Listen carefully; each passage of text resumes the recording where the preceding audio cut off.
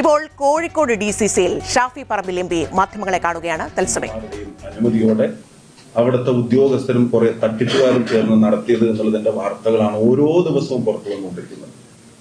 ഏറ്റവും ഒടുവിൽ ബഹുമാനപ്പെട്ട കോടതി പറഞ്ഞത് ഇപ്പോഴത്തെ ദേവസ്വത്തിനും അതിന്റെ ഗൂഢാലോചനയിലും പങ്കാളിത്തം വരെ അന്വേഷിക്കണമെന്നുള്ള തരത്തിലുള്ള പ്രതികരണം കോടതിയുടെ ഭാഗത്തുണ്ടായിരിക്കുകയാണ്. ഇനി ആ ദേവസ്വം ബോർഡിനെ മാറ്റി നിർത്താൻ ഈ ഗവൺമെന്റ് മടിക്കുന്നുണ്ടെങ്കിൽ അതിന്റെ കാരണം ദേവസ്വം ബോർഡ് കൊണ്ട് ഇതിന്റെ പങ്കാളിത്തം അവസാനിക്കുന്നില്ല. മുൻ മന്ത്രിമാർ ഇപ്പോഴത്തെ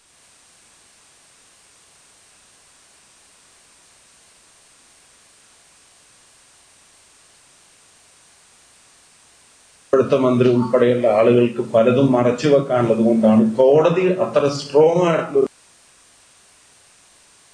നിരീക്ഷണം നടത്തിയിട്ട് പോലും ഇപ്പോഴും ആ ദേവസ്വം ബോർഡിനെ പിരിച്ചുവിടാൻ, അവരോട് രാജി ആവശ്യപ്പെടാൻ, പിരിച്ചുവിടാൻ സാങ്കേതികമായിട്ട് ഗവൺമെന്റിന് കഴിയുന്നില്ലെങ്കിൽ അത് ദേവസ്വം ബോർഡ് പ്രസിഡന്റിലും ഇതിന്റെ ഗൂഢാലോചന നിൽക്കുന്നില്ല എന്നുള്ള ഭയം തന്നെയാണ്. അപ്പൊ കട്ടവന്മാർ കൊള്ളയിൽ പങ്കുപറ്റിയവരുടെ സർക്കാരാണ് ഉള്ളത് എന്നുള്ളതുകൊണ്ടാണ് ഇപ്പോഴും ഈ ദേവസ്വം ബോർഡ് കേരളത്തിലെ ജനങ്ങളെ വെല്ലുവിളിച്ചുകൊണ്ട് ദേവസ്വം ബോർഡും അതിന്റെ പ്രസിഡന്റും തുടരുന്നത്. ഒരു കാര്യം നമുക്ക് എല്ലാവർക്കും അറിയാം, ശ്രീകോവിലിന്റെ ഉള്ളിലേക്ക് നോക്കുമ്പോൾ ഒരു അയ്യപ്പ ഭക്തൻ കാണുന്നത് പൊന്നും ദേവസ്വം ബോർഡും കാണുമ്പോൾ അതിന്റെ പൊന്നു മാത്രമാണ് ഇവര് കണ്ടത് എന്നുള്ളത് കഴിഞ്ഞ വർഷങ്ങളിൽ നിന്ന് ഉണ്ടായ ഓരോ ഇൻസിഡന്റും നമ്മളോട് പറയാം.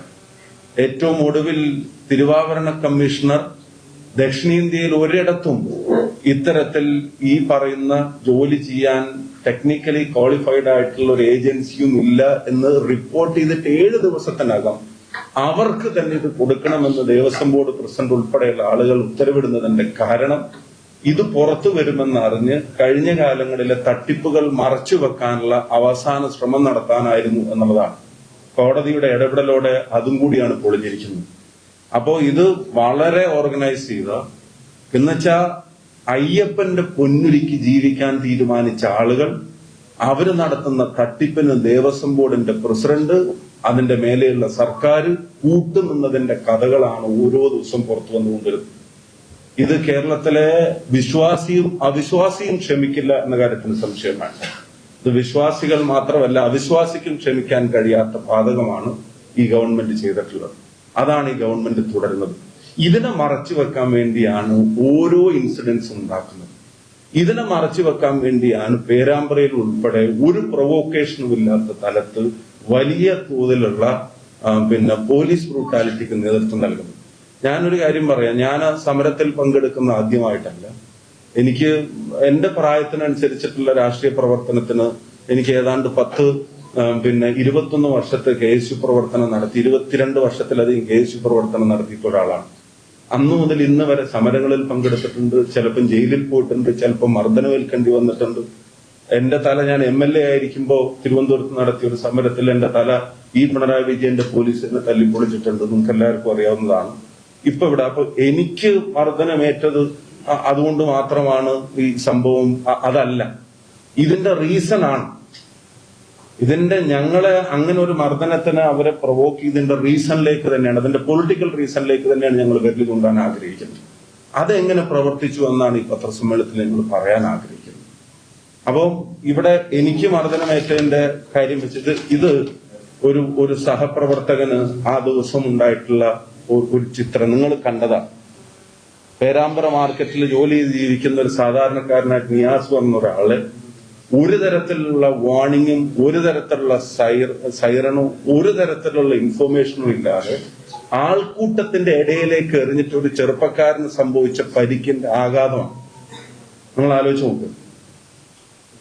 പോലീസ് അവിടെ പറയുന്നതും CPM പ്രചരണം നടത്തുന്നതും ഞങ്ങൾ പേരാമ്പ്രയിൽ, ഞാനും DC പ്രസിഡന്റും പേരാമ്പ്രയിൽ പോയതെന്തോ സംഘർഷം ഉണ്ടാക്കാൻ എന്നുള്ളതാണ്. നിങ്ങളുടെ വാട്സപ്പ് ഗ്രൂപ്പിലേക്ക് ഇപ്പോ ഞാനൊരു വീഡിയോ അയക്കുന്നുണ്ട്. ആ വീഡിയോ നിങ്ങൾ ഒന്നെടുത്ത് നോക്ക്.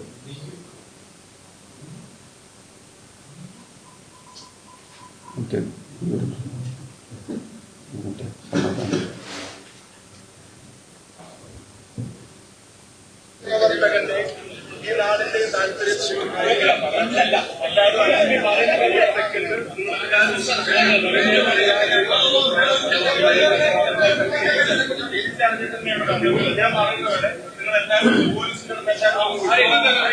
ഞങ്ങൾ രണ്ടാൾ അവിടെ ചെന്നിട്ട് അവിടുന്ന് ആദ്യം പറയുന്നത് ഈ നാടിന്റെ സമാധാനത്തിനും താല്പര്യത്തിനും അല്ലെങ്കിൽ നാടിന്റെ താല്പര്യത്തിന് വേണ്ടിയുള്ള തീരുമാനമാണ് നമ്മൾ എടുക്കേണ്ടത്.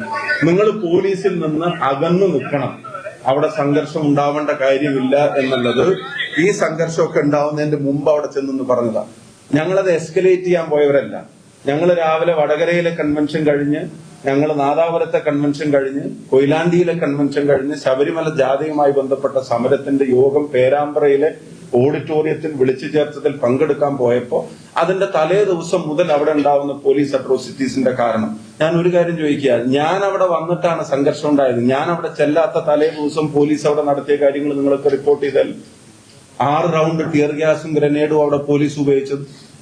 അവിടെ ഒരു കോളേജ് ഇലക്ഷൻ ജയിച്ചിട്ട് 25 വോട്ടിന് ചെയർമാൻഷിപ്പ് ജയിച്ച 3 തവണയാണ് കോളേജിനകത്ത് പോലീസിന്റെ സാന്നിധ്യത്തിൽ ഇത് എണ്ണിക്കുന്നത്. എന്ന് വെച്ചാൽ ജയിച്ചതിന്റെ ഒരു പ്രകടനം പോലും ടൗണിലേക്ക് ഇറങ്ങരുത് എന്നുള്ള പിടിവാശി. ആ പ്രകടനം അന്ന് നടത്താൻ സമ്മതിച്ചില്ല. പിറ്റേ ദിവസം പെർമിഷൻ എഴുതി കൊടുത്ത് പിറ്റേ ദിവസം പെർമിഷൻ നടത്താൻ പ്രകടനം നടത്താൻ സമ്മതിക്കുന്നില്ല. അവിടെ അന്നും CPM പ്രകടനം നടത്തുന്നു, പിറ്റേ ദിവസം പ്രകടനം നടത്തുന്നുണ്ട്. FIR എഴുതി വെച്ചിരിക്കുകയാണ് 500ഓളം LDF പ്രവർത്തകർ പ്രകടനം നടത്തി പിരിഞ്ഞുപോയി. UDF പ്രകടനം നടത്തുമ്പോ ഗതാഗത തടസ്സം ഉണ്ടാവുന്നു, പിന്നെ നടയാത്രക്കാർക്ക് തടസ്സം ഉണ്ടാവുന്നു, അവിടെ ട്രാഫിക് ബ്ലോക്ക് ഉണ്ടാവുന്നു, ജനങ്ങൾക്ക്.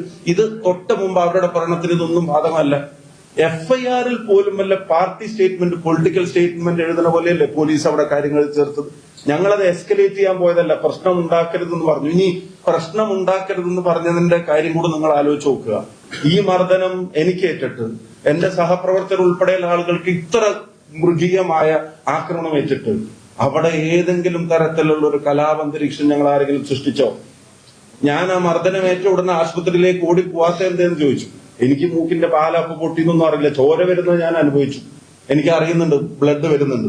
പക്ഷെ അങ്ങനെ ഒരു സീനിൽ നിന്ന് ഓടിപ്പോയാൽ അവിടെ പിന്നെ ഉണ്ടാവും പോകുന്ന എല്ലാ സംഘർഷങ്ങളും അവിടെ അപകടം സൃഷ്ടിക്കുന്നത് കൊണ്ട് അവിടെ പ്രവർത്തകരോട് പിരിഞ്ഞു പോണം, ഈ പ്രതിഷേധം അവസാനിപ്പിച്ചിരിക്കുന്നു, ബാക്കി കാര്യങ്ങൾ നമ്മൾ പിന്നീട് ചെയ്യുമെന്നും പറഞ്ഞ ആളുകളെ പിരിച്ചുവിട്ടിട്ടാണ് ഞങ്ങൾ രണ്ടാളും അവിടെ നിന്ന് പോരുന്നത്. നിങ്ങൾ ആലോചിച്ച് നോക്കണം.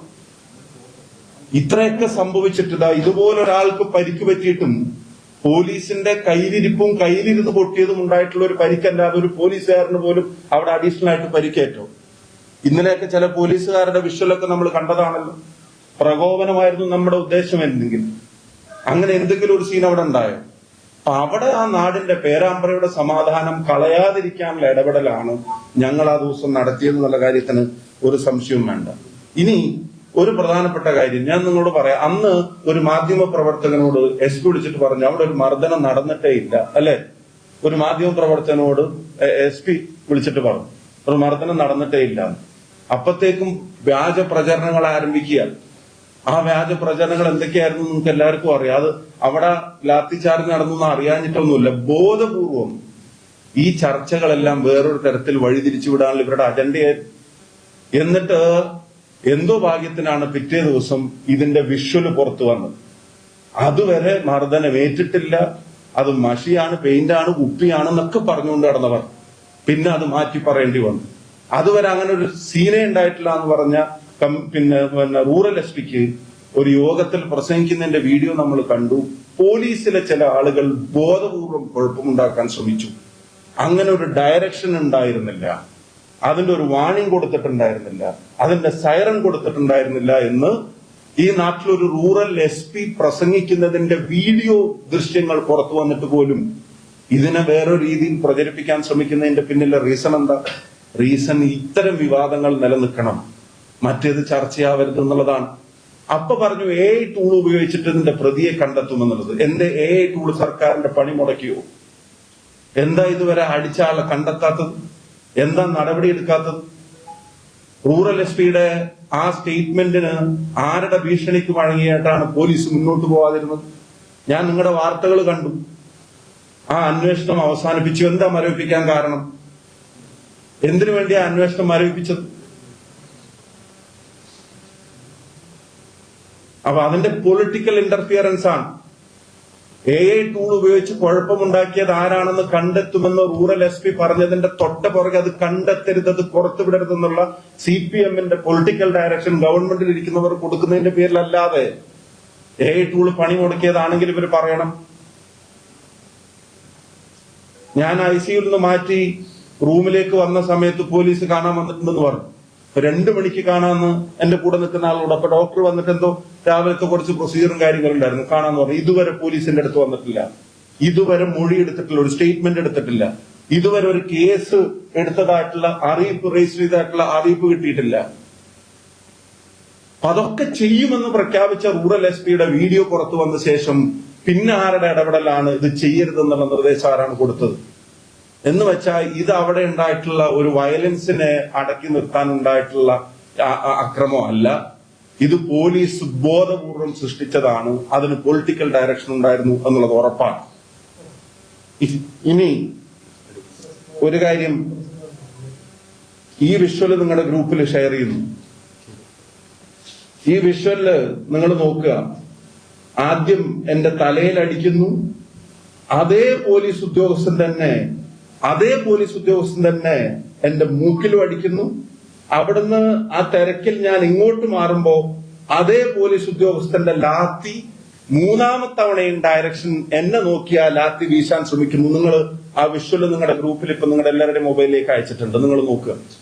ഒരേ പോലീസ് ഉദ്യോഗസ്ഥൻ തന്നെ ആദ്യം തലക്കടിക്കുന്നു. അത് SP പറഞ്ഞ പോലെ പുറകിൽ നിന്നല്ല, ഫ്രണ്ടിൽ നിന്ന് തന്നെ എന്റെ തലക്കടിക്കുന്നു. തൊട്ടടുത്ത സെക്കൻഡില് എന്റെ മുഖത്തേക്ക് അടിക്കുന്നു, അതെന്റെ മൂക്കിൽ കൊള്ളുന്നു. അവിടുന്ന് തിരക്ക് ഞാൻ ഇങ്ങോട്ട് മാറുമ്പോ അയാളുടെ ഡയറക്ഷൻ മാറി, അയാൾ ഞാൻ നിൽക്കുന്ന സ്ഥലത്തേക്ക് റൈറ്റിലേക്ക് ആഞ്ഞു വീശിയിരുന്ന് എന്റെ തലയിലും മുഖത്തും അടിച്ച ആള്. പിന്നെ അവിടുന്ന് ആ ഡയറക്ഷൻ പ്രകാരം, തിരക്ക് പ്രകാരം ഞാൻ ഇങ്ങോട്ടേക്ക് നീങ്ങുമ്പോ അയാളുടെ ഡയറക്ഷനും ലാത്തിയുടെ ഡയറക്ഷനും മാറി നേരെ 3ാമതും എന്നെ ഉന്നം വെച്ച് അടിക്കാൻ നോക്കുക. അത് അവിടെയുള്ള ഒരു പോലീസുകാരൻ തടയുക, 3ാമതും അടിക്കാൻ നോക്കുമ്പോ. നിങ്ങൾ ആലോചിച്ച് നോക്കുക, അറിയാതെ പറ്റിപ്പോയതാണെന്ന് നിങ്ങൾക്ക് പറയാൻ പറ്റൂ? സംഘർഷത്തിനടക്കുണ്ടായതാണെന്ന് നിങ്ങൾക്ക് പറയാൻ പറ്റൂ? ഈ സീനിൽ ഇത് നടക്കുമ്പോ എവിടെ അവിടെ ടിയർ ഗ്യാസ് പൊട്ടിയിട്ടുള്ളത്? ഈ സീൻ നടക്കുമ്പോ എവിടെ അവിടെ ഗ്രനേഡ് പൊട്ടിയിട്ടുള്ളത്? എവിടെ അവിടെ സ്ഫോടനം നടന്നിട്ടുള്ളത്?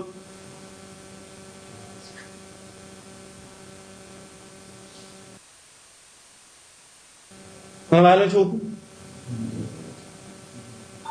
ഇതാ തലയിൽ അടി കൊള്ളുന്നു, അതിന്റെ ശേഷം നേരെ മൂക്കിലേക്ക് അടിക്കുന്നു. ഇത് കഴിഞ്ഞ് ഇങ്ങോട്ടേക്ക് തിരിയുമ്പോ ഈ അടിക്കുന്ന ആളുടെ ഡയറക്ഷൻ നേരെ എന്നെ ബാക്കാക്കി പിന്നെ അടുത്തതും വരിക. എന്നിട്ട് അറിയാതെ ഒരു തിക്കിന്റെയും തിരക്കിന്റെ ഇടയിൽ സംഭവിച്ച അവിടെ എന്തെങ്കിലും വലിയ സീൻ നിങ്ങൾ കാണുന്നുണ്ടോ? വലിയൊരു ലാത്തി ചാർജിനുള്ള എന്തെങ്കിലും ഒരു കല്ലേറ് പോലീസിനെതിരെ ഉണ്ടായിട്ടുണ്ടോ? ഏതെങ്കിലും ഒരു പോലീസുകാരന്, ഞാൻ ആവർത്തിച്ച് പറയുന്നു, അവരവരുടെ കയ്യിലിരുന്ന് പൊട്ടിയതും കൊണ്ടുണ്ടായ പരിക്കല്ലാതെ ഏതെങ്കിലും ഒരു പോലീസുകാരന് UDFന്റെ പ്രവർത്തകരുടെയോ നേതൃത്വത്തിന്റെ ഇടപെടലിന്റെ പേരിൽ സീരിയസ് ആയ എന്തെങ്കിലും ഒരു പരിക്ക് അവിടെ പറ്റിയിട്ടുണ്ടോ? ഇനി നിങ്ങൾ അടുത്തത് നിങ്ങൾ ഗ്രനേഡിന്റെ കാര്യം പറയുന്നു. നിങ്ങൾ നോക്കുക, DYSP ഹരിപ്രസാദ് അതിന്റെ വിഷ്വലും നിങ്ങൾക്ക് അയച്ചിരുന്നു. DYSP ഹരിപ്രസാദിന്റെ കയ്യിൽ ആ ഗ്രനേഡ് അല്ലെങ്കിൽ ടിയർ ഗ്യാസ്, അവരുടെ കയ്യിൽ അതേ സമയം തന്നെ ലാത്തി. ഈ ഗ്രനേഡ് കയ്യിൽ വെച്ചിട്ട് ആ ലാത്തി വെച്ചുകൊണ്ട് അടിക്കാൻ ശ്രമിക്കുന്നതിന്റെ വിഷ്വല് നിങ്ങൾ കാണുക. ഇത് നിങ്ങൾ ശ്രദ്ധിക്കുക. ഇതാ ഒരു കയ്യിൽ ഗ്രനേഡ്, ഒരു കയ്യിൽ ലാത്തി. DYSPയുടെ കയ്യിലുള്ള ലാത്തി മറ്റേ ചൂരൽ ലാത്തിയായിരുന്നു. തിരിച്ചറിയാനുള്ള എളുപ്പത്തിന് ഞാൻ പറയാം. ഗ്രനേഡ് കയ്യിൽ വെച്ചിട്ട് ലാത്തിയും വെച്ചിട്ട് ആ ആൾക്കൂട്ടത്തിന്റെ ഇടയിൽ നിന്ന് ആളുകളെ തല്ലാൻ നോക്കുക. FIR-നകത്ത് വരെ പറയുന്നുണ്ട് ഗ്രനേഡ് പാർട്ടിയിൽപ്പെട്ട ചില ആളുകൾ എന്നവർ പറയുന്നുണ്ട്. ഗ്രനേഡ് പാർട്ടിയിൽപ്പെട്ട ആളുകൾ ഉണ്ടെങ്കിൽ പിന്നെ DYSP എന്തിനാ ഗ്രനേഡ് കയ്യിൽ കൊണ്ടു നടക്കുന്നത്?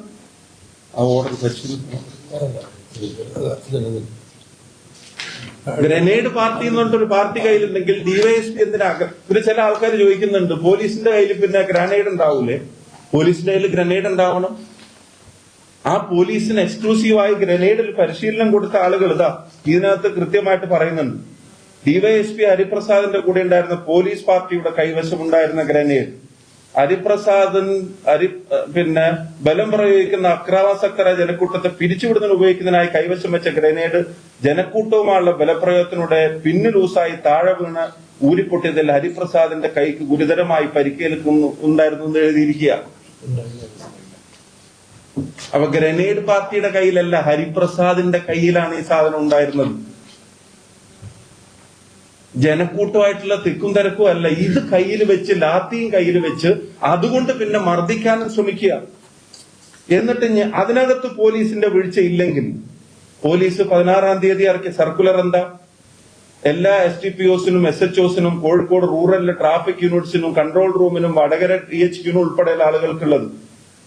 വടകരയിലെ രാവിലെ 7 മണി മുതൽ ഗ്രനേഡ് ത്രോയിങ് പ്രാക്ടീസായി DHQയിൽ താഴെ കാണിച്ച സമയങ്ങളിൽ ഓരോ സബ് ഡിവിഷനിൽ നിന്നും എത്തിച്ചേരാൻ ജില്ലാ പോലീസ് മേധാവി അറിയിക്കുന്നു എന്ന് വെച്ചാൽ ഇത് മര്യാദക്ക് എറിയാൻ ഇവന്മാർക്ക് അപ്പൊ കഴിഞ്ഞിട്ടില്ല എന്നുള്ളത് മനസ്സിലായിട്ട് ഈ ഇൻസിഡന്റിന് ശേഷം ഇത് പരിശീലിപ്പിക്കാൻ സർക്കുലർ ഇറക്കുന്ന പോലീസ് അവരടുത്ത് വീഴ്ച പറ്റിയിട്ടില്ലെങ്കിൽ, ഞങ്ങൾ ബോംബ് എറിഞ്ഞിട്ടാണ് ആർക്കെങ്കിലും പരിക്കേറ്റതെങ്കിൽ ഇങ്ങനെ ഒരു സർക്കുലർ കേരളത്തിന്റെ പോലീസ് ഇറക്കേണ്ട കാര്യമുണ്ടോ? കോഴിക്കോട്ടെ പോലീസ് ഇറക്കേണ്ട കാര്യമുണ്ടോ? നിങ്ങൾ ഈ ഗ്രനേഡ് പാർട്ടി എന്നൊക്കെ പറഞ്ഞിട്ട് ഡ്യൂട്ടിക്ക് കൊണ്ടുവരുന്നവരെന്തിനാ? ഇനി ഗ്രനേഡും ടിയർ ഗ്യാസും ഞാൻ നിരവധി സമരങ്ങളിൽ പങ്കെടുത്തിട്ടുണ്ട്. ഞാൻ തിരുവനന്തപുരത്തും സെക്രട്ടേറിയറ്റിലും അസംബ്ലിയിലും എല്ലായിടത്തും സമരങ്ങളിൽ പങ്കെടുത്തു. പല കളക്ടറേറ്റിലും കേരളത്തിലെ KSU സംസ്ഥാന പ്രസിഡന്റ് ആയിരുന്നു, യൂത്ത് കോൺഗ്രസ് സംസ്ഥാന പ്രസിഡന്റ് ആയിരുന്നു. ഞാൻ ആദ്യമായിട്ട് സമരങ്ങൾ കാണുന്നവനുമല്ല, ആദ്യമായിട്ട് സമരങ്ങളിൽ പങ്കെടുക്കുന്നവരുമല്ല. ഒരു ഗ്രനേഡ് എറിയുന്നതിന് മുമ്പുള്ള വാണിംഗ് എന്തൊക്കെയാണ്, ടിയർ ഗ്യാസ് എറിയുന്നതിന് മുമ്പുള്ള വാണിംഗ് എന്തൊക്കെയാണ്, ടിയർ ഗ്യാസ് എറിയുന്നതിന്റെ മുമ്പ് ഗ്യാപ്പും സമരക്കാരുടെയും പോലീസിന്റെയും ഇടയിലുള്ള ഗ്യാപ്പിലേക്കാണ് സാധാരണ അത് എറിഞ്ഞ് ആളുകളെ പിരിച്ചുവിടാൻ ശ്രമിക്കുന്നതിന് പകരം പരിക്കേൽപ്പിക്കാൻ ബോധപൂർവം ആൾക്കൂട്ടത്തിന്റെ ഇടയിലേക്ക് തലയിലേക്കും മുഖത്തേക്കും എറിയുന്ന ക്രൂരത പിണറായി വിജയന്റെ പോലീസ് കാണിക്കുന്നതിനെ ചോദ്യം ചെയ്യാതിരിക്കാൻ പറ്റൂ? ഇത് നിങ്ങൾ കാണുക, കയ്യില് ഗ്രനേഡ് വെച്ചിട്ട് ലാത്തിയും വെച്ചിട്ടാണ് അടിക്കുന്നത്. ഇനി ഈ കക്ഷി ആശുപത്രിയിൽ വന്നപ്പോ ചോദിച്ചൊരു ചോദ്യം, അത് നിങ്ങൾ കണ്ട്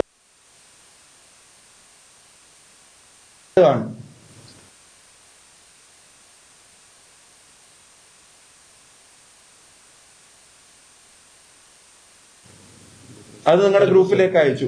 അതെവിടെ? ഈ ഡിവൈഎസ്പി ഹരിപ്രസാദ് ആശുപത്രി വന്നപ്പോ ഉടനെ ചോദിക്കുക, എന്താ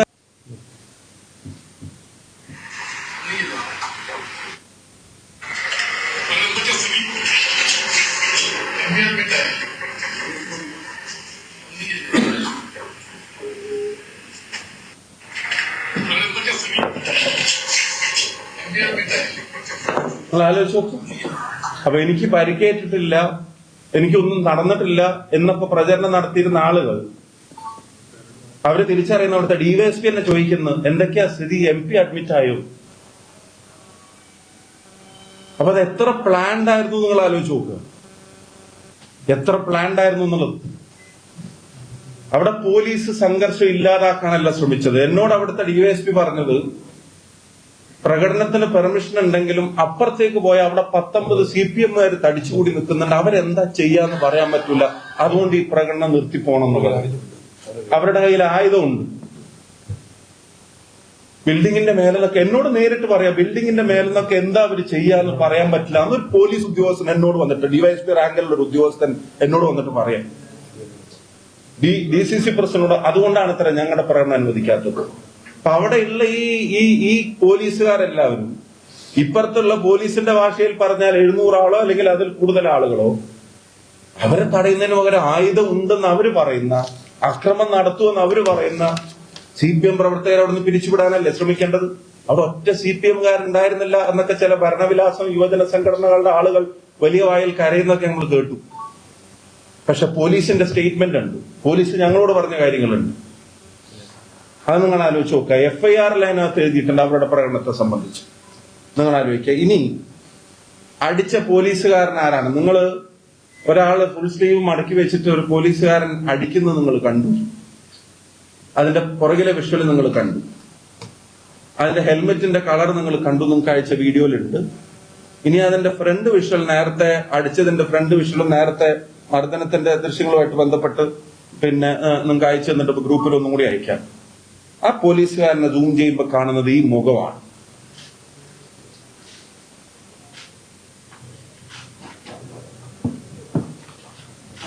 ഈ മുഖമാണ് ആ പോലീസുകാരനെ സൂം ചെയ്യുമ്പോൾ കാണുന്നത്.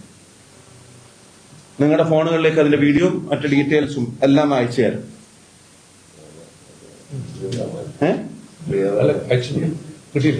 ഇനി ഇതിന്റെ ഒരു കാര്യം നിങ്ങൾ ആലോചിക്കാം. ഞാൻ രണ്ടാമത് പോലീസിന്റെ അടുത്ത് ചെന്നിട്ട് അതിന്റെ ഫ്രണ്ടില് ഞാനും DCC പ്രസിഡന്റ് ഞാൻ പ്രവർത്തകരോട് പറഞ്ഞു, ഒരാളും പ്രൊവോക്ഡ് ആവരുത്. അപ്പൊ നിങ്ങളെ അടിച്ച് MP അടിച്ച് ഞാൻ പറഞ്ഞു, അത് നമുക്ക് ലീഗലി അത് കൈകാര്യം ചെയ്യാൻ സാധിക്കും, നിങ്ങളൊരാളും പ്രൊവോക്ഡ് ആവരുത്. ഞാൻ അപ്പോഴും രണ്ടാമത് പരിക്കേറ്റ് നിൽക്കുമ്പോഴും ഞാൻ അതാണ് അവരോട് പറഞ്ഞത്, നിങ്ങൾ പ്രൊവോക്ഡ് ആവരുത്, ഇത് ലീഗലി കൈകാര്യം ചെയ്യാൻ നമുക്ക് സാധിക്കും, ജനങ്ങളുടെ മുമ്പിൽ ഇത് എക്സ്പോസ് ചെയ്യാൻ നമുക്ക് സാധിക്കും, അതുകൊണ്ട് ഞങ്ങൾ രണ്ടുപേരും പോയി സംസാരിക്കാം, നിങ്ങൾ ഇവിടെ നിൽക്കണം എന്ന് പറഞ്ഞ് പ്രവർത്തകരെ മാറ്റി നിർത്തിയിട്ട് ഞങ്ങൾ അവിടെ ചെല്ലുമ്പോ ഈ മുൻനിരയിൽ നിൽക്കുന്ന ഒരുത്തനോട് ഞാൻ ചോദിച്ചു, താനല്ലേ എന്നെ മർദ്ദിച്ചതെന്ന് ഞാൻ അവിടെ ചോദിച്ചപ്പോ അയാൾ അപ്പൊ എത്ര ആളുകളുടെ ഇടയിൽ എന്നോട് പറഞ്ഞു, ഞാൻ ഇതിന്റെ മുമ്പിൽ ഉണ്ടായിട്ടേ ഇല്ല സാറേ, ഞാൻ ബാക്കിലാണ് നിന്നിരുന്നത്. പിന്നെ ഞാൻ വിഷ്വല് പരിശോധിക്കുമ്പോഴും മുഖം കാണുമ്പോഴും ഞാൻ ആ ചോദിച്ച വ്യക്തി തന്നെയാണ് മുമ്പിൽ ഉണ്ടായിരുന്നതും മർദ്ദിച്ചതും അതിന് നേതൃത്വം നൽകിയതും എന്നുള്ളത്. അതിന്റെ വിഷ്വലും ഞാൻ നിങ്ങൾക്ക് അയച്ചിട്ടുണ്ട്. അപ്പൊ ആരാണ് അടിച്ചതെന്ന് കണ്ടെത്താൻ പിണറായി വിജയൻ സർക്കാരിന്റെ പണിയെടുക്കാത്ത AI ടൂളിന്റെ ആവശ്യമൊന്നുമില്ല. 6 ഇഞ്ച് മൊബൈൽ സ്ക്രീനിൽ ആ വീഡിയോ 4 വട്ടം അങ്ങോട്ടും ഇങ്ങോട്ടും തിരിച്ചു നോക്കുമ്പോ ഇത് അതിന്റെ ഫ്രണ്ട് വിഷ്വല് നിങ്ങൾ കാണുക, അയാൾ മർദ്ദിക്കുന്നതിന്റെ ഫ്രണ്ട് വിഷ്വൽ.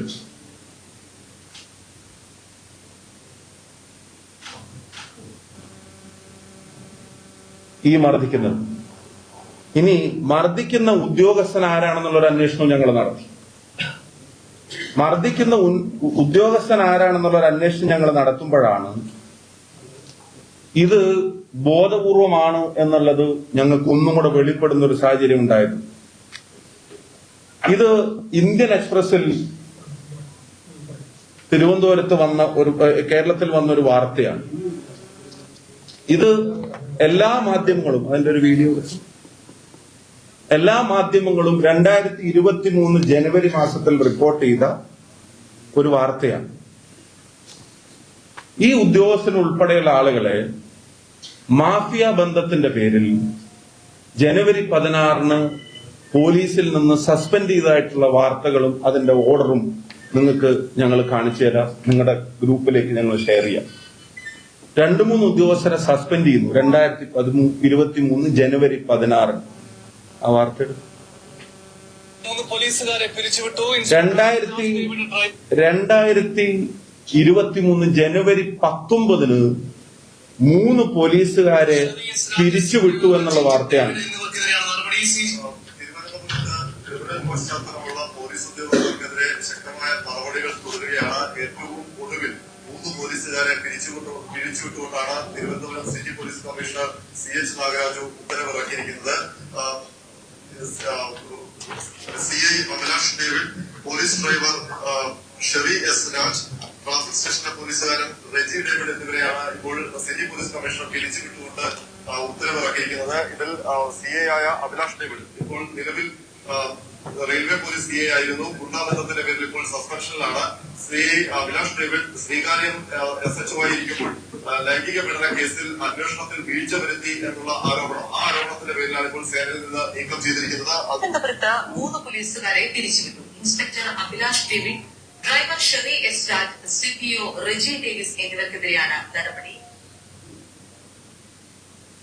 നിങ്ങൾ ആലോചിക്കുക, ഈ പിരിച്ചുവിട്ട ഗുണ്ടാബന്ധത്തിന്റെ പേരിലും ഗുരുതരമായ കേസുകൾ ഒതുക്കി തീർത്തതിന്റെ പേരിലും ആദ്യം സസ്പെൻഡ് ചെയ്യപ്പെട്ട, പിരിച്ചുവിട്ടു എന്ന് ടൈംസിന്റെ ഇതിന്റെയൊക്കെ വാർത്ത, പിന്നെ സസ്പെൻഡ് ചെയ്യപ്പെട്ടത് ഇന്ത്യൻ എക്സ്പ്രസിലെ വാർത്ത.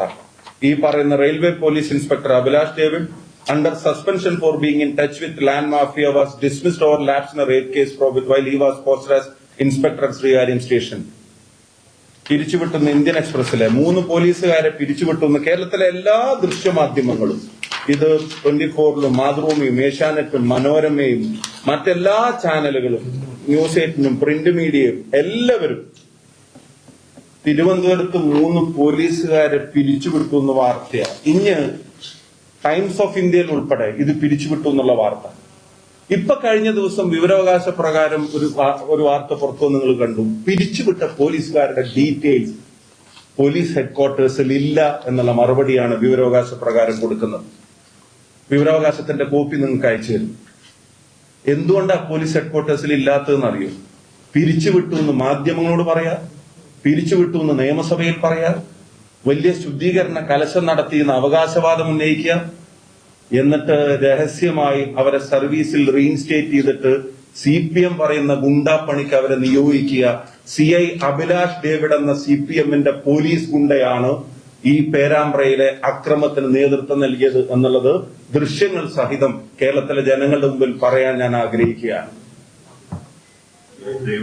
അഭിലാഷ് ഡേവിഡ് വടകര കൺട്രോൾ റൂമിലെ CI ആണ് എന്നുള്ളതാണ് ഇപ്പോഴത്തെ പോസ്റ്റിംഗിന്റെ വിവരം. വെബ്സൈറ്റിൽ നോക്കുമ്പോൾ അദ്ദേഹത്തിന്റെ ഫോട്ടോ പോസ്റ്റിംഗിന്റെ താഴെ കാണുന്നില്ല. ഫോട്ടോയുടെ കോളം ബ്ലാങ്ക് ആണ്. പിരിച്ചുവിട്ടു എന്നുള്ളതാണ് പത്രമാധ്യമങ്ങൾ മുഴുവൻ റിപ്പോർട്ട് ചെയ്തത്. പക്ഷെ പിരിച്ചുവിട്ടതിന്റെ ഓർഡർ നോക്കുമ്പോൾ കാണുന്നില്ല. സസ്പെൻഷന്റെ ഓർഡർ കാണുന്നുണ്ട്.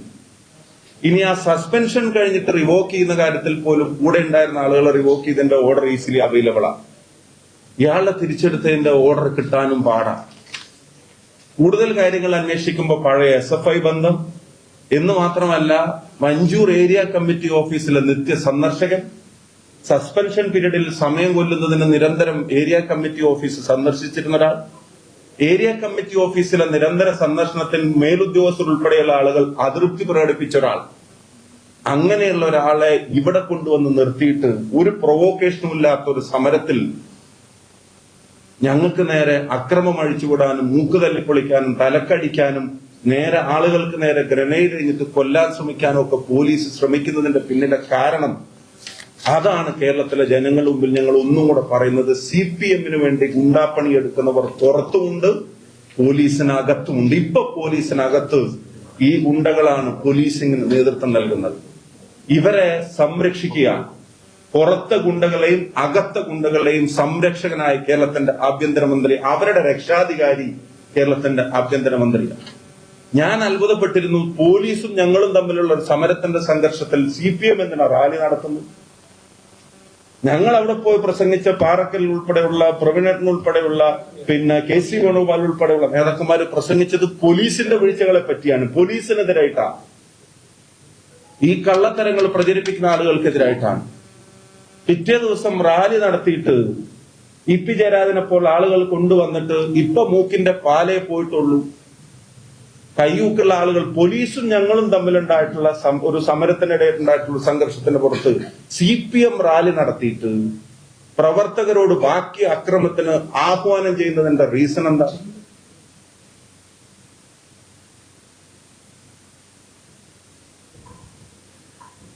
ഞാൻ ചില ഭരണവിലാസം യുവജന സംഘടനാ നേതാക്കന്മാരുടെ പത്രസമ്മേളനത്തിനും അവരുടെ അവകാശവാദങ്ങളെയൊന്നും ഗൗരവത്തിലെടുക്കുന്നില്ല. പക്ഷെ എനിക്ക് അവരുടെ പ്രവർത്തകരെ ഓർത്തിട്ട് സഹതാപമുണ്ട്. സമരകാലത്തെ പറ്റി പറയുന്നവരും സമരവീര്യത്തെ പറ്റി പ്രസംഗിച്ചവരൊക്കെ ആയിട്ടുള്ള ആളുകൾ ഇപ്പോ ഭരണത്തിന്റെ സുഖലോലുപതക്ക് അടിമകളായിട്ട് മാറിയിരിക്കുകയാണ്. സമരമൊക്കെ ഒന്ന് കേൾക്കുമ്പോ ഇപ്പൊ അലർജിയും പുച്ഛമാണ്. സമരരംഗത്ത് വീഴുന്ന ചോരയോട് അവർക്കിപ്പോ പരിഹാസമാണ്. ഭരണം ആരുടെയും ഫിക്സഡ് ഡെപ്പോസിറ്റ് ഒന്നും അല്ല എന്നുള്ളത് ഓർമ്മപ്പെടുത്താനും ആഗ്രഹിക്കുന്നു.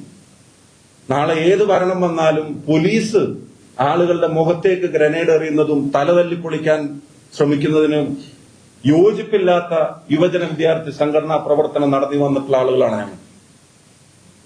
നാളെ ആർക്കും, കാരണം ഇതിന്റെയൊക്കെ ആഫ്റ്റർ എഫക്ട്സ് പിന്നീടാണ് ചെറുപ്പക്കാരുൾപ്പെടെയുള്ള ആളുകൾക്ക് ഉണ്ടാവുന്നത്.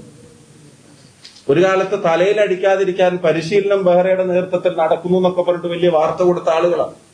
ഇപ്പൊ തലയും മുഖവും മാത്രം നോക്കി അടിക്കുകയും മുഖത്തേക്ക് ഗ്രനേഡ് എറിഞ്ഞ് പൊട്ടിക്കാനും ശ്രമിക്കുന്ന പോലീസിങ്ങിനെ ഈ സമരകാലം പറയുന്നവർ പിന്തുണക്കുന്ന തരത്തിലുള്ള പ്രസ്താവന നടത്തുന്നത് അപഹാസ്യമാണ്.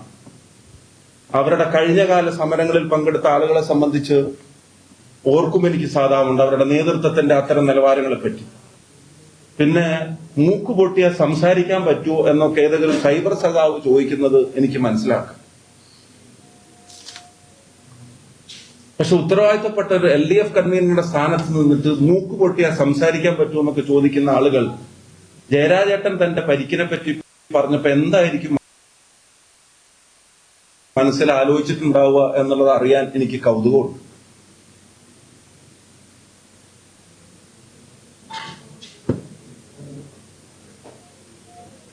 ഈ നേസൽ ബോൺ ഫ്രാക്ചർ റിഡക്ഷൻ ചെയ്യുമ്പോൾ അല്ലെങ്കിൽ എൻഡോസ്കോപ്പിക് സെപ്റ്റോപ്ലാസ്റ്റി ചെയ്യുമ്പോൾ തടി മീശയൊക്കെ വടിക്കൽ നിർബന്ധമുണ്ടോ എന്നുള്ളത് ആരോഗ്യമന്ത്രിക്ക് ഏതെങ്കിലും ഒരു ENT ഡോക്ടറോട് വിളിച്ച് ചോദിച്ചാൽ, അല്ലെങ്കിൽ ഒരു ജനറൽ അനസ്തീഷ്യ കൊടുക്കുന്ന ആളുകൾക്ക് ഇത് സർജറിക്ക് വേണ്ടിയിട്ടല്ലല്ലോ, അനസ്തീഷ്യയുടെ ട്യൂബ് ഉൾപ്പെടെയുള്ള കാര്യങ്ങൾ ഫിക്സ് ചെയ്ത് വെക്കാൻ താടി മീശയും തടസ്സമാവോ എന്നുള്ള സംശയം. ഇപ്പത്തെ പുതിയ ഈ പ്ലാസ്റ്റിക് കാര്യങ്ങളും ടേപ്പിംഗും ഒക്കെ നടത്താൻ അതൊരു തടസ്സമല്ല. അതിനുള്ള ടെക്നോളജി ഒക്കെ ഇറങ്ങിയിട്ടുണ്ട് എന്നുള്ളത് ചോദിക്കാൻ ആരെങ്കിലും ഒക്കെ ഇവരുടെയൊക്കെ ബന്ധത്തിലും പരിചയത്തിലും ഡോക്ടർമാരായിട്ടും വിവരമുള്ളവരൊക്കെ ഉണ്ടാവില്ലേ? ഇപ്പൊ വന്നിട്ട് സർജറി നടത്തേണ്ടത് എവിടെയാണെന്നും ആരാണെന്നും താടി പിടിക്കണോ മീശ പഠിക്കണോ എന്നൊക്കെ ഡോക്ടറല്ല AKG സെന്ററിൽ നിന്ന് എഴുതി തരണമെന്ന് പറയണോ ഞങ്ങള്? അപ്പൊ അതൊന്നും അറിയാതെ പറയുന്ന വിഡ്ഢിത്തങ്ങളാണെന്ന് ധരിക്കരുത്. അറിഞ്ഞുകൊണ്ട് അത്തരം പ്രചരണങ്ങൾ നടത്തുന്നത് ഞാൻ നേരത്തെ പറഞ്ഞ വലിയ കൊള്ളയെ മറച്ചു വെക്കാനുള്ള അവരുടെ ശ്രമങ്ങളുടെ ഭാഗമാണ് എന്ന കാര്യത്തിൽ ഒരു സംശയവും വേണ്ട. ഇത്തരം ക്രിമിനൽ പോലീസുകാരെ ഒരു വശത്ത് പിരിച്ചുവിട്ടു എന്ന് വലിയ അവകാശവാദം ഉന്നയിക്കുക, മറുവശത്ത് അവരെ രഹസ്യമായി റീഇൻസ്റ്റേറ്റ് ചെയ്തിട്ട് അവരെ കൊണ്ട് CPM-ന്റെ ഗുണ്ടകൾ എടുക്കുന്ന പണി പോലീസിനകത്തുനിന്ന് എടുക്കാൻ ഏൽപ്പിക്കുക. എന്നിട്ട് അവർ ആ ഗുണ്ടാ പണി ഉപയോഗിച്ചിട്ട് ഞങ്ങളെയൊക്കെ മർദ്ദിച്ചില്ലാതാക്കിയാൽ ഞങ്ങൾ ശബരിമല ഉൾപ്പെടെയുള്ള വിഷയങ്ങൾ കൊണ്ടുവരുന്നതിനോ ജനങ്ങളുടെ മുമ്പിൽ പറയുന്നതിനോ ഒരു തടസ്സമുണ്ടാവുമെന്നാണ് ആരെങ്കിലും കരുതുന്നതെങ്കിൽ അതുണ്ടാവില്ല. ഞങ്ങൾ ജനപക്ഷത്ത് ഉറച്ചു നിന്ന് തന്നെ മുന്നോട്ട് പോകും. ജനങ്ങളുടെ വിഷയങ്ങൾ ഇനിയും ഏറ്റെടുക്കും. ആശാവർക്കർമാരുടെ സമരത്തിനോട് ഇവർ കാണിച്ച അസഹിഷ്ണുത എത്ര വലുതാണെന്ന് നിങ്ങൾ കണ്ടതാണ് ഇന്നലെ. പ്രതിഷേധ സ്വരങ്ങളോടുള്ള ഇവരുടെ നിലപാട് എന്താണെന്നുള്ളത് കണ്ടതാണ്. എന്നിട്ട് അതിനൊരു കള്ളക്കേസ് ബോംബിന്റെ പേരിലുണ്ടാക്കുക. ഞാനൊരു കാര്യം പറയാം, അവിടെ അയ്യന്റെ സ്വർണം ചെമ്പായി മാറിയതുപോലെ ഇവിടെ പോലീസിന്റെ ഗ്രനേഡ് ഞങ്ങളുടെ കയ്യിലുള്ള ബോംബാക്കി മാറ്റാനുള്ള കള്ളക്കഥയും ജനങ്ങൾ കയ്യോടെ പിടിച്ചിട്ടുണ്ട് എന്നുള്ള കാര്യത്തിന് ഒരു സംശയവും വേണ്ട. അല്ലെങ്കിൽ 10-ാം തീയതി പൊട്ടിയ ബോംബിന് 10-ാം തീയതി പൊട്ടിയ ബോംബിന് 13-ാം തീയതി ഒരു കഥയുണ്ടാക്കിയിട്ട് FIR ഇട്ട DYFI നേതാക്കന്മാരുടെ ഭാവനയാണ് പോലീസിന്റെ FIR സ്റ്റേറ്റ്മെന്റിൽ വരേണ്ടത്. അവരുടെ തിരക്കഥയാണോ FIR-ൽ വരേണ്ടത്? 10-ാം തീയതി അവിടെ ഒരു ബോംബ് പൊട്ടിയ നിങ്ങൾ മാധ്യമപ്രവർത്തകർ, പേരാമ്പ്രയിൽ ഉൾപ്പെടെ മാധ്യമപ്രവർത്തകർ ഇവിടെ ഉണ്ട്, നിങ്ങൾ അറിയാതിരിക്കുവോ? പോലീസ് അറിയാതിരിക്കുവോ? ഒരു ബോംബിന്റെ ഇൻസിഡന്റ് ഒരു സമരരംഗത്ത് ഉണ്ടായിട്ടുണ്ടെങ്കിൽ, ഒരു സ്ഫോടക വസ്തു ഒരു സമരരംഗത്ത് പൊട്ടിയിട്ടുണ്ടെങ്കിൽ പോലീസ് 3 ദിവസം മൗനം പാലിക്കുമെന്ന് നിങ്ങൾ കരുതുന്നുണ്ടോ? ആളുകളുടെ ലോജിക്കിനെ വെല്ലുവിളിക്കുകയാണ് ഇവർ, സാമാന്യ യുക്തിയെ. ഇപ്പൊ FIR ഒക്കെ ഇപ്പം DYFI നേതാക്കന്മാരാണ് എഴുതി കൊടുക്കുന്നത്. അവരുടെ തിരക്കഥയും ഭാവനയുമാണ് FIR ആയിട്ട് വരുന്നത് പോലീസിന്റെ. നിങ്ങൾ ഇനി വേറെ കാര്യം, എന്നിട്ട് അതിന് വ്യാപകമായ അറസ്റ്റും റെയ്ഡും രാത്രി 2 മണിക്കും 3 മണിക്കും കുട്ടികളും സ്ത്രീകളും ഉള്ള വീടുകളിലേക്ക് അതിക്രമിച്ച് കയറുക, റൂമിനകത്ത് കയറുക, ബെഡ്റൂമിനകത്ത് കയറുക, 1 വയസ്സും 1.5 വയസ്സുള്ള കുട്ടികൾ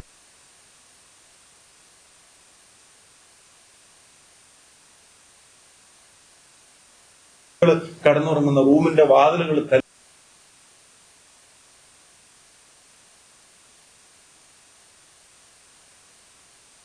തല്ലിപ്പൊളിക്കുക, വലിയ ഭീകരാന്തരീക്ഷം സൃഷ്ടിച്ച് 5-8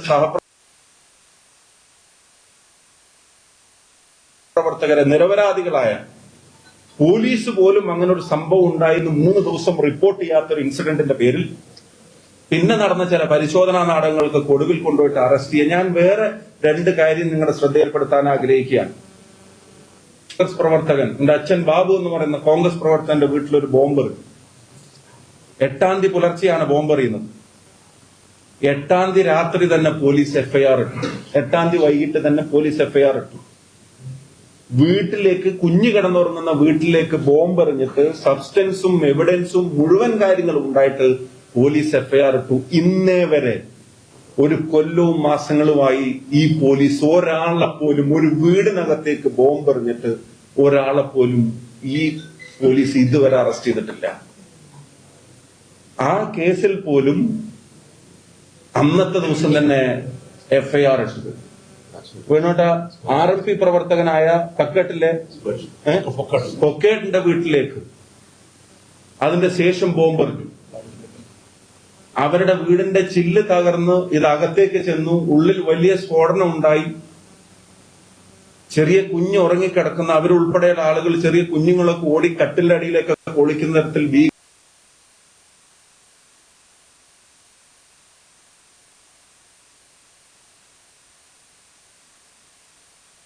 ഭീകരാന്തരീക്ഷം സൃഷ്ടിച്ച് കുട്ടികൾ താമസിക്കുന്ന വീടിനകത്തേക്ക് ബോംബെറിഞ്ഞു. അന്ന് തന്നെ പോലീസ് എഫ്ഐആർ ഇട്ടു. രാത്രി 2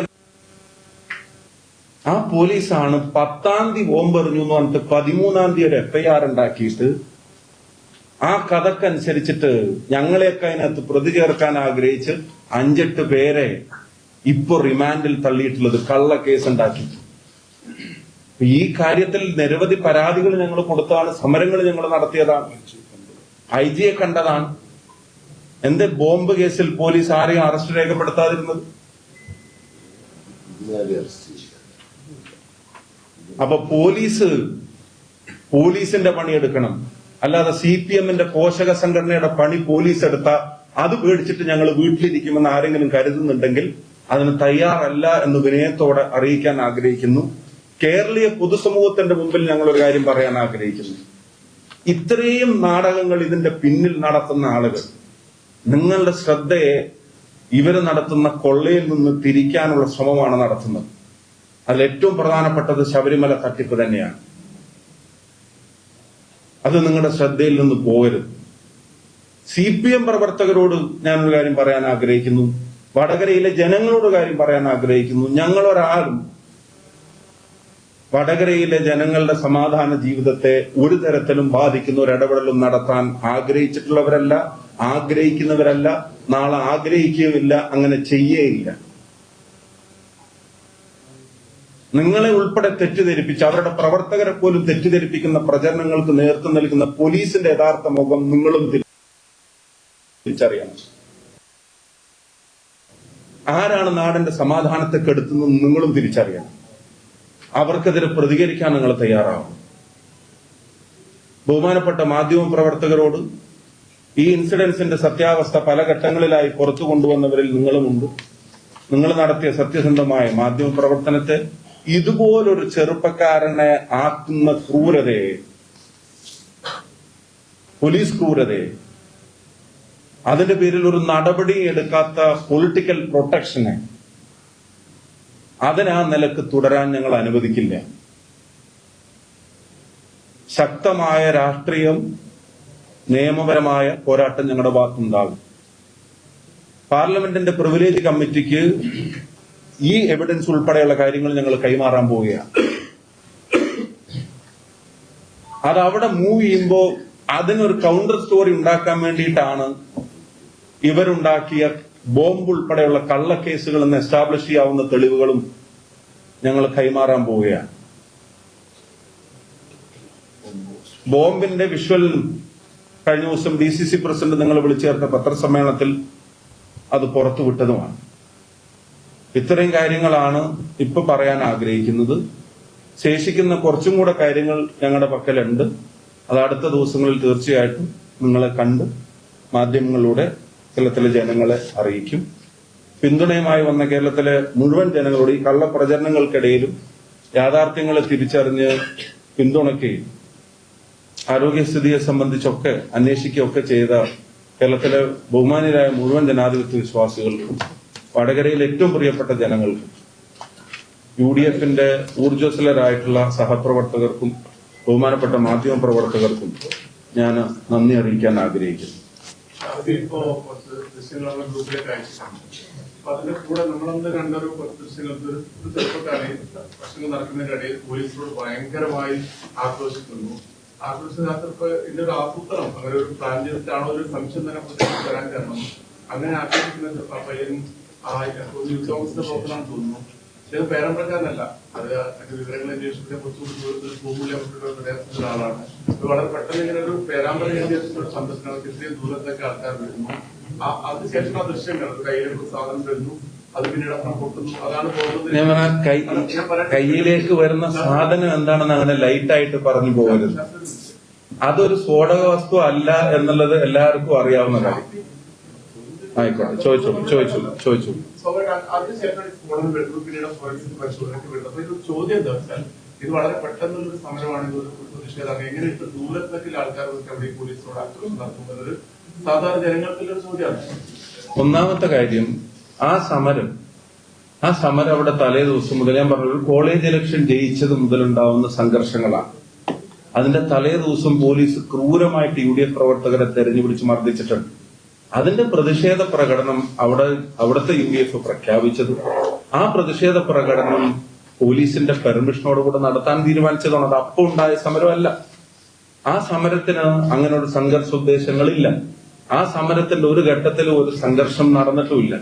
പ്രകടനത്തിന് അനുമതി കൊടുത്ത സ്ഥലത്തേക്ക് പ്രകടനം CPM നടത്താൻ അനുവദിക്കുകയും ഞങ്ങളുടെ പ്രകടനം മാത്രം വഴിയിൽ തടയുകയും ചെയ്തപ്പോഴാണ് പോലീസുമായിട്ട് അവിടെ ഒരു പ്രശ്നം ഉണ്ടായത്.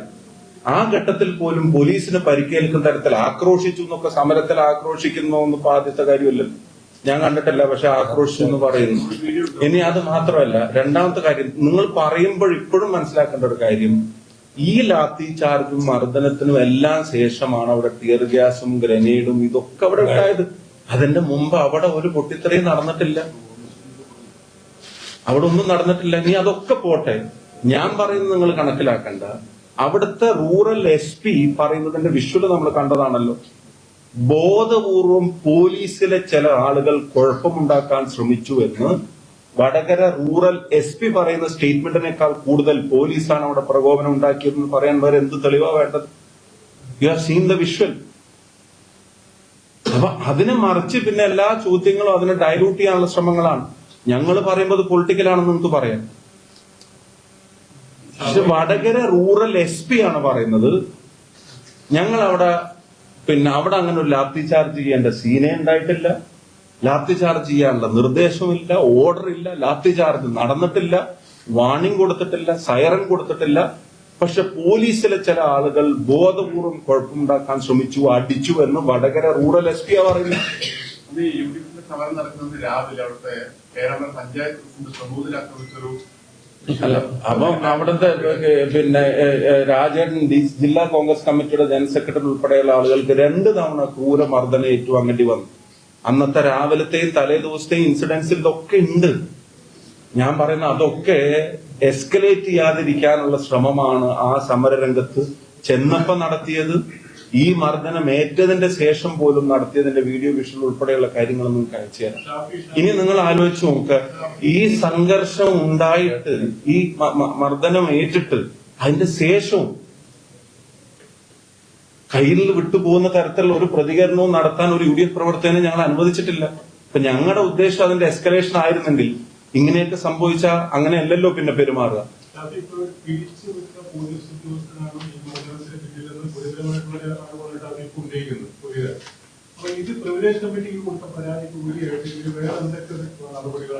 അല്ല, എന്നുവെച്ചാൽ പിരിച്ചുവിട്ടുന്ന എല്ലാ മാധ്യമങ്ങളും, ഒരു മാധ്യമമല്ല, എല്ലാ മാധ്യമങ്ങളും പേര് പറഞ്ഞ് പിരിച്ചുവിട്ടു എന്നുള്ള പറയുന്ന വാർത്തകളാണ് ഞങ്ങളുടെ കയ്യിലുള്ളത്. അതാണ് നിങ്ങളെ കാണിച്ചത്. സസ്പെൻഷന്റെ ഓർഡർ ഞങ്ങളുടെ കയ്യിലുണ്ട്. ആ ഡിസ്മിസലിന്റെ കാര്യങ്ങള് വാർത്തകൾ ഞങ്ങളുടെ കയ്യിലുണ്ട്. പിന്നീട് അപ്പീൽ നൽകി, സർക്കാരിന് അപ്പീൽ നൽകി അദ്ദേഹത്തിന് ഇൻക്രിമെന്റ് കട്ട് ചെയ്തുകൊണ്ട് വീണ്ടും സർവീസ് കിട്ടിയതാണ് പറയപ്പെടുന്നത്. അത് പിന്നീട് CPM തന്നെയാണ്, അല്ലെങ്കിൽ ഏത് നേതാക്കളെടുത്താണോ? അല്ല, അപ്പൊ ഞാൻ ചോദിക്കുന്നത്, പിരിച്ചുവിട്ടതിന്റെ ഡീറ്റെയിൽ വിവരാവകാശ പ്രകാരം ചോദിക്കുമ്പോ അങ്ങനെ ഒരു ഡീറ്റെയിൽ പോലീസ് ഹെഡ്ക്വാർട്ടേഴ്സിൽ ഇല്ല എന്നുള്ള മറുപടി ആയിട്ടാ കൊടുക്കുന്നത്. ഇന്നലെ വന്ന വിവരാവകാശം ഈ ഇൻസിഡന്റുമായിട്ട് ബന്ധപ്പെട്ടിട്ടേ ഇല്ല. ഇതാണ് ഇവരുടെ പിരിച്ചുവിടലെങ്കിൽ ശുദ്ധികലശം നടത്തി ഇതുപോലൊരു പോലീസ് കാലത്തും ചെയ്തിട്ടില്ല. പോലീസിലെ ക്രിമിനലുകളുടെ മുഴുവൻ അടിച്ചൊതുക്കുന്നു, ഇല്ലാതാക്കുന്നു. എന്നിട്ട് സഭയിൽ അത് അവകാശവാദമായിട്ട് ഉന്നയിച്ചു. അന്ന് രമേശ് ചെന്നിത്തല അന്ന് ചോദ്യങ്ങൾ ചോദിച്ചു. അന്നൊക്കെ വലിയ ക്ലെയിം വെച്ച ആളുകൾ ഇവരെ ഇത്തരം കാര്യങ്ങൾക്ക് ഉപയോഗിക്കാൻ വേണ്ടി റീഇൻസ്റ്റേറ്റ് ചെയ്യുന്നതിന്റെ പിന്നിൽ ഇപ്പം പോലീസും ഗവൺമെന്റും അറിയാതെ ഒരു ഇത്തരത്തിലുള്ള ആളുകളെ റീഇൻസ്റ്റേറ്റ് ചെയ്യാൻ പറ്റില്ലല്ലോ. 2023 ജനുവരി 16 വേറൊരു കേസിൽ സസ്പെൻഷൻ ആവുക, 19 3 ദിവസം കൊണ്ട് വേറൊരു കേസിൽ ഡിസ്മിസലായി എന്നുള്ള വാർത്തകൾ വരിക, എന്നിട്ട് റീഇൻസ്റ്റേറ്റ് ചെയ്തിട്ട് ഇത്തരം ജോലികൾക്ക് ഇവരെ ഉപയോഗിക്കുക. ഇപ്പൊ പോലീസിൽ ഒരു ഗുണ്ടാ സെല്ല് CPM നിലനിർത്തുകയാണ്. വ്യാപകമായ അക്രമങ്ങൾ പ്രതിഷേധിക്കുന്നവർക്കെതിരെ നടത്തുന്നു. ഞാൻ ചോദിക്കുന്നു, ഒരു ഭരണകക്ഷി MLA കൈ പോലീസ് തല്ലി ഓടിച്ചത് നമുക്ക് ഓർമ്മയില്ല, കയ്യോ കാലോ എറണാകുളത്ത് ഒരു CPI-കാരന്റെ. ഈ സൈറ്റില് ഡീറ്റെയിൽ ഇല്ലാന്ന് പറഞ്ഞു ഇയാളത് തന്നെയാണ്. ഇപ്പം വടകര കൺട്രോൾ റൂമിന്റെ CI FIR-ൽ പറയുന്നു ഇയാളുടെ സാന്നിധ്യം അവിടെയുണ്ട്. ആ അഭിലാഷ് ഡേവിഡും ഈ അഭിലാഷ് ഡേവിഡും ഒന്നാണെങ്കിൽ ഇവരെ രേഖപ്രകാരം, കാരണം ഫോട്ടോ കാര്യങ്ങളൊന്നും സൈറ്റിൽ ഇല്ലല്ലോ, എന്താ കൊടുക്കാത്തെന്ന് ഞങ്ങൾക്ക് അറിഞ്ഞൂടാ. അവിടെ സാന്നിധ്യം ഉണ്ടായിരുന്ന ആളുകളെ സംബന്ധിച്ച് പറയുന്നുണ്ട്. പിന്നെ ഇവരുടെ പ്രഥമ വിവരത്തിൽ പറയുന്നുണ്ട്. പിന്നെ IPSHO, അതുപോലെ Balussery IPSHO, Kuttiadi IPSHO, Peruvannamuzhi IPSHO, Vadakara control room inspector